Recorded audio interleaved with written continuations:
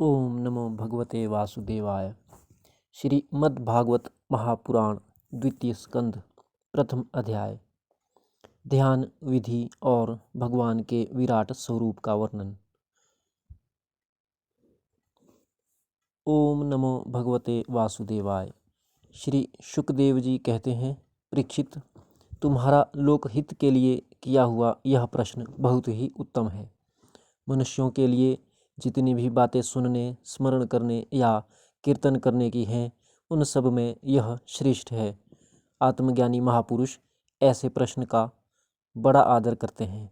राजेंद्र, जो गृहस्थ घर के काम धंधों में उलझे हुए हैं, अपने स्वरूप को नहीं जानते, उनके लिए हजारों बातें कहने, सुनने एवं सोचने करने की रहती है।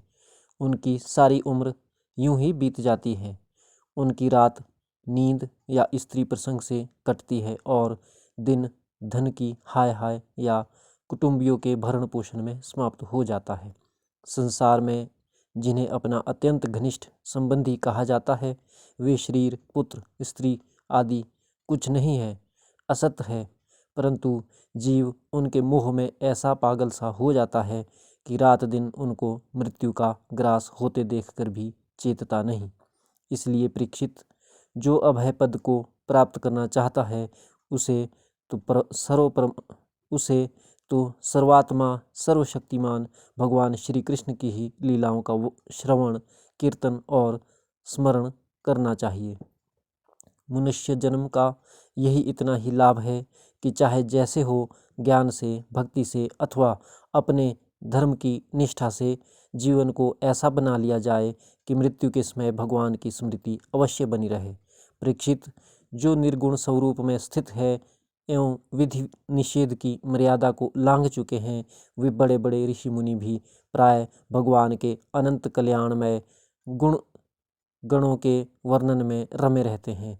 द्वापर के अंत में इस भगवत रूप अथवा वेद तुल्य श्रीमद् भागवत नाम के महापुराण का अपने पिता श्री कृष्ण द्वैपायन से मैंने अध्ययन किया था। राजर्षि, मेरी निर्गुण स्वरूप परमात्मा में पूर्ण निष्ठा है, फिर भी भगवान श्री कृष्ण की मधुर लीलाओं ने बलात् मेरे हृदय को अपनी ओर आकर्षित कर लिया। यही कारण है कि मैंने इस पुराण का अध्ययन किया। तुम भगवान के परम भक्त हो, इसलिए तुम्हें मैं इसे सुनाऊंगा। जो इसके प्रति श्रद्धा रखते हैं, उनकी शुद्ध चित्तवृत्ति भगवान श्री कृष्ण के चरणों में अनन्य प्रेम के साथ बहुत शीघ्र लग जाती है। जो लोग लोक या परलोक की किसी भी वस्तु की इच्छा रखते हैं या इसके विपरीत संसार में दुख का अनुभव करके जो उससे विरक्त हो गए हैं और निर्भय मोक्ष पद को प्राप्त करना चाहते हैं, उन साधकों के लिए तथा योग संपन्न सिद्ध ज्ञानियों के लिए भी समस्त शास्त्रों का यही निर्णय है कि वे भगवान के नामों का प्रेम से संकीर्तन करें।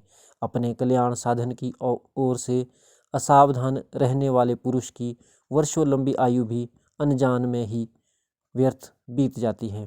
उससे क्या लाभ? सावधानी से ज्ञानपूर्वक बिताई हुई घड़ी 2 घड़ी भी श्रेष्ठ हैं, क्योंकि उसके द्वारा अपने कल्याण की चेष्टा तो की जा सकती है।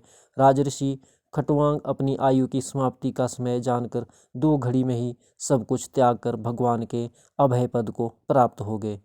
परीक्षित, अभी तो तुम्हारे जीवन की अवधि 7 दिन की है।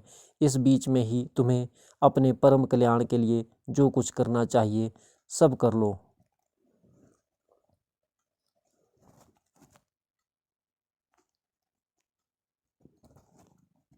मृत्यु का समय आने पर मनुष्य घबराए नहीं। उसे चाहिए कि वह वैराग्य के शस्त्र से शरीर और उससे संबंध रखने वाले उसे चाहिए कि वह वैराग्य के शस्त्र से शरीर और उससे संबंध रखने वालों के प्रति ममता को काट डाले। धैर्य के साथ घर से निकलकर पवित्र तीर्थ के जल में स्नान करे और पवित्र तथा एकांत स्नान में विधि पूर्वक आसन लगाकर बैठ जाए। तत्पश्चात परम पवित्र अ, उ, म इन 3 मात्राओं से युक्त प्रणव का मन ही मन जप करे। प्राणवायु को वश में करके मन का दमन करे और एक क्षण के लिए भी प्रणव को न भूले। बुद्धि की सहायता से मन के द्वारा इंद्रियों को उनके विषयों से हटा लें और कर्म की वासनाओं से चंचल हुए मन को विचार के द्वारा रोक कर भगवान के मंगलमय रूप में लगाएं। स्थिर चित्त से भगवान के श्री विग्रह में से किसी एक अंग का ध्यान करते करते विषय वासना से रहित मन को पूर्ण रूप से भगवान में ऐसा तल्लीन कर दें कि फिर और किसी विषय का चिंतन ही न हो। वही भगवान विष्णु का परम पद है, जिसे प्राप्त करके मन भगवत प्रेम रूप आनंद से भर जाता है। यदि भगवान का ध्यान करते समय मन रजोगुण से विक्षिप्त या तमोगुण से मूढ़ हो जाए तो घबराएं नहीं। धैर्य के साथ योग धारणा के द्वारा उसे वश में करना चाहिए, क्योंकि धारणा उक्त दोनों गुणों के दोषों को मिटा देती है। धारणा स्थिर हो जाने पर ध्यान में जब योगी अपने परम मंगल में आश्रय भगवान को देखता है, तब उसे तुरंत ही भक्ति योग की प्राप्ति हो जाती है। परीक्षित ने पूछा, ब्राह्मण, धारणा किस साधन से किस वस्तु में किस प्रकार की जाती है और उसका क्या स्वरूप माना गया है, जो शीघ्र ही मनुष्य के मन का मैल मिटा देती है? श्री शुकदेव जी कहते हैं, परीक्षित, आसन, श्वास, आसक्ति और इंद्रियों पर विजय प्राप्त करके फिर बुद्धि के द्वारा मन को भगवान के स्थूल रूप में लगाना चाहिए। यह कार्य रूप संपूर्ण विश्व जो कुछ कभी था, है या होगा, सब का सब जिसमें दिख पड़ता है, वही भगवान का स्थूल से स्थूल और विराट शरीर है। जल, अग्नि, वायु, आकाश, अहंकार, महतत्व और प्रकृति, इन 7 आवरणों से घिरे हुए इस ब्रह्मांड शरीर में जो विराट पुरुष भगवान हैं, वे ही धारणा के आश्रय हैं। उन्हीं की धारणा की जाती है। तत्वज्ञ पुरुष उनका इस प्रकार वर्णन करते हैं। पाताल विराट पुरुष के तलवे हैं, उनकी एड़ियाँ और पंजे रसातल हैं। दोनों गुल्फ एड़ी के ऊपर की गांठें महातल हैं, उनके पैर के पिंडे तलातल हैं। विश्व मूर्ति भगवान के दोनों घुटने सुतल हैं, जांघें वितल और अतल हैं, पेड़ू भूतल है। और परीक्षित, उनके नाभि रूप सरोवरों को ही आकाश कहते हैं। आदि पुरुष परमात्मा की छाती को स्वर्गलोक, गले को महरलोक, मुख को जनलोक और ललाट को तपोलोक कहते हैं। उस सहस्र सिर वाले भगवान का मस्तक समूह ही सत्यलोक है। इंद्रादि देवता उनकी भुजाएं हैं। दिशाएं कान और शब्द श्रवणेन्द्रिय हैं। दोनों अश्वनी कुमार उनकी नासिका के छिद्र हैं। गंध घ्राणेन्द्रिय है और धधकती हुई आग उनका मुख है।